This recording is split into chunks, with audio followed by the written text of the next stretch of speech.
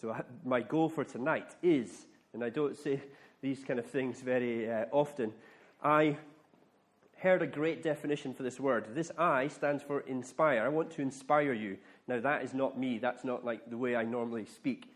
But I heard a great definition for the word inspire or inspiration on Tuesday, actually. It's to breathe air or breathe life into something.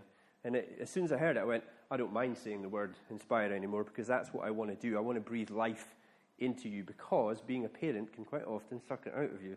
You know, we all know it's hard work being a parent, and sometimes you're tending to the needs of everyone else and no one tends to the needs of you. So I want to try and breathe some air back into you. I want to empower you, and essentially that means I want you to leave here feeling that you're going to go and do something. So tonight is not going to be just philosophical, just principle-based. It's going to be about methods and tools that you can actually go away, leave that door, and actually start to do it. I use this analogy a lot. When I do work with mostly the general public, people are looking for a magic cure. They're looking for a miracle. Please help me. Some people are coming in, and in some cases, it's the range, and I wasn't prepared for it when I started doing it, is huge. Some people are there just because they want to maybe get better at sport. Some people are there because they're getting bullied in the workplace. Some people are there because they're in an abusive relationship. Some people are there because they are depressed, swimming phobias, the whole range of things. And it was really struck me. And they're looking for this miracle cure. And I say to them, it's not a miracle cure. For us to help develop the confidence in our children, I use the snowflake analogy because they won't feel it. It's a fragile thing in isolation, but when you collectively put them all together, snow, as we found out last week, can be very powerful.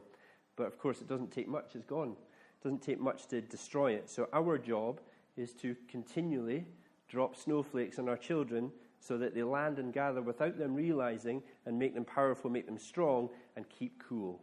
Because if we add heat, they're in trouble. So for me, I use this definition. Confidence is the feeling that of no matter what happens, I know I can handle it. Now, the key thing here, excuse me for being a geek here, is this bit, is handle it. Now, what is it in the context of why you're here tonight?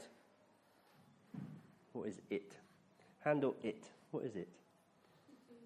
Pardon? The situation. So what is the situation that they are doing that you probably want them to be better at in general, not too specific?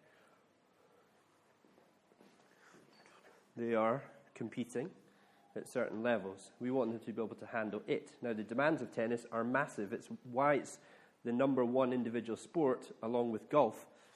If you played golf, you realize how frustrating it is. That's why people keep playing it, because it's the ultimate challenge.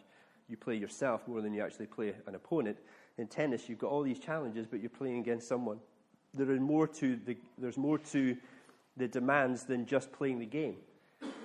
I don't know what it's like for you in terms of how far you travel to compete. If you go down south, or if you have to go up, like I live in the northeast of Scotland, so travelling is a massive part for me. I haven't been home since Tuesday morning. So there's demands to that. And I don't know if you remember back to when you were a kid.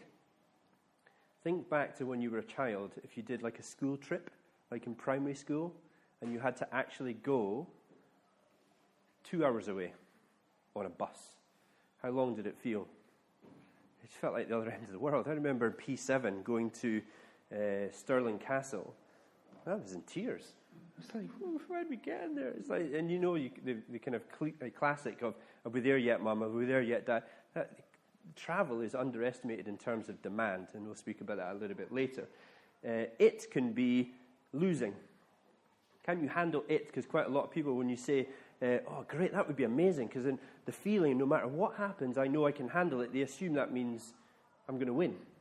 If I know I can handle it, handle means how are you going to take the defeats as well as the successes. We'll speak about that later on as well. Handle it could be rejection, because of this silly thing. Don't get into the county team when you think you deserve to be in the county team. Can they handle that? That's our job to help do that. And this is how we're going to start it off. Perspective. So